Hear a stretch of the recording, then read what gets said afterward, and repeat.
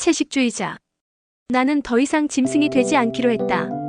꿈에서 시작된 이탈. 한 여자가 있습니다. 그녀는 조용하고 순종적이며 늘 말없이 식탁을 지키던 아내였습니다. 남편이 말하길 그녀는 평범의 정의 같은 사람이었습니다. 하지만 어느 날 그 여자가 고기를 거부합니다. 그 이유는 단 하나. 꿈을 꿨기 때문입니다. 핏빛으로 물든 꿈. 고기를 씹고 피를 삼키고 죽임을 당한 생명들이 뒤엉켜 있는 그 끔찍한 환상. 그녀는 말합니다. 나는 더 이상 고기를 먹을 수 없어요.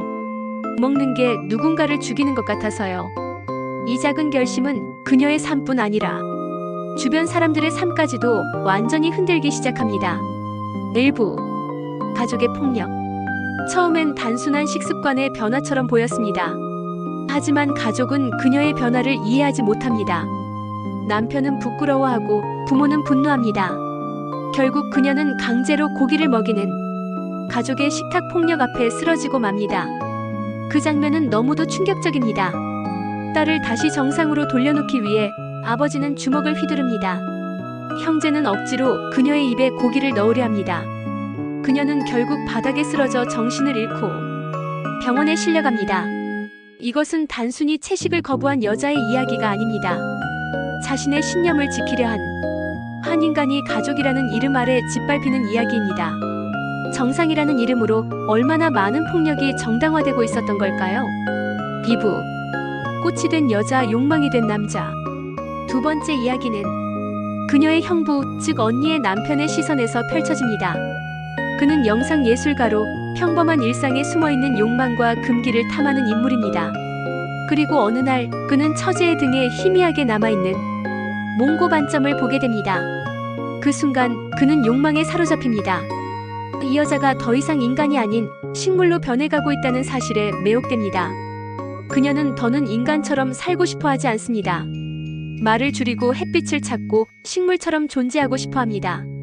그녀의 이마에는 말라붙은 꽃잎이 붙어있고 손등엔 뿌리를 뻗는 듯한 선이 그려져 갑니다. 형부는 그녀의 몸에 그림을 그립니다.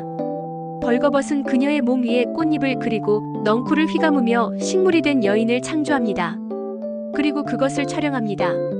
한 번의 퍼포먼스로 끝나지 않습니다. 둘은 함께 누드가 되어 서로의 몸에 꽃을 그려넣고 렌즈 앞에서 몸을 맞댑니다. 그녀는 말합니다. 이제 난 햇빛을 마셔요. 이대로 뿌리를 내릴 수 있어요. 하지만 그 예술이라는 이름의 퍼포먼스는 사실 욕망과 통제의 다른 얼굴이었습니다. 사랑도 이해도 아닌 무너져가는 한 존재를 향한 왜곡된 시선의 응시. 결국 모든 사실은 밝혀지고 그녀는 다시 정신병원에 실려가고 형부는 가족과 인생 모두를 잃습니다. 3부. 언니의 고백, 살아남은 자의 상처. 이제 이야기는 언니, 리네의 시선으로 옮겨옵니다. 현실적이고 차분했던 그녀는 남편의 배신과 동생의 붕괴 속에서도 무너지지 않으려 애를 씁니다. 그러나 그녀 역시 벼랑 끝에 서 있었습니다. 동생을 정신병원에서 마주한 그날, 그녀는 더 이상 동생이 인간처럼 보이지 않았습니다. 이름을 불러도 손을 잡아도 그녀는 말이 없습니다. 다만 창밖 햇살을 향해 얼굴을 기울이며 작은 미소만 지을 뿐. 나는 괜찮아, 여긴 따뜻해. 그녀는 마치 식물이 된 듯 고요합니다. 더 이상 말하지 않고 반항하지 않고 몸을 버리고 마음만 남은 채 뿌리처럼 머무릅니다. 리네는 자문합니다. 도대체 무엇이 동생을 이렇게 만들었을까? 그리고 나는 그 고통을 침묵 속에서 얼마나 외면했던 걸까?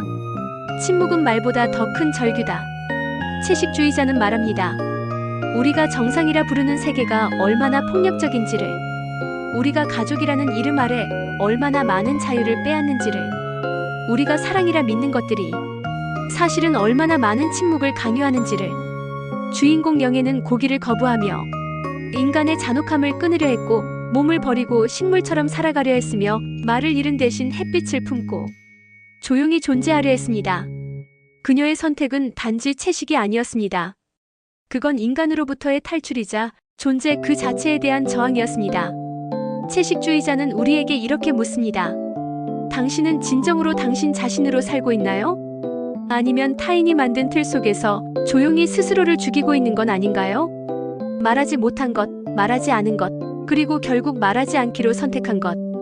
그 침묵이야말로 이 소설이 던지는 가장 강력한 목소리가 아닐까요?